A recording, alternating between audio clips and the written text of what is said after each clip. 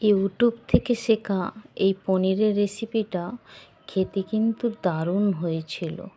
জানি না কার কীরকম লাগবে, কিন্তু আমার বেশ মজা লেগেছিল।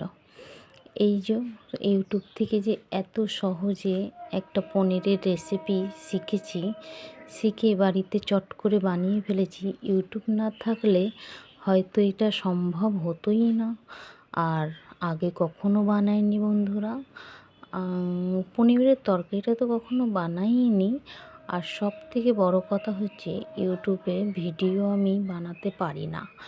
ইউটিউব ভিডিওটাও ফার্স্ট, আর এই পনিরের রেসিপিটাও ফার্স্ট। পালক পনির, পালং শাক দিয়ে আমি কোনো দিনই বানাইনি। অনেক রকম পনিরের সবজি বানিয়েছি, কিন্তু পালং শাক দিয়ে এই ফার্স্ট রেসিপিটা আমি বানিয়েছি। বাড়িতে সবাই খেয়ে অনেক সুনাম করেছে। জানি না আপনাদের কেমন লাগবে। একবার বাড়িতে বানিয়ে খেয়ে একটা কমেন্ট করে বলবেন যে কেমন লেগেছে। তা আমার দারুণ লেগেছে। আপনারা একটু চেষ্টা করবেন, আপনাদেরটাও ভালো হবে।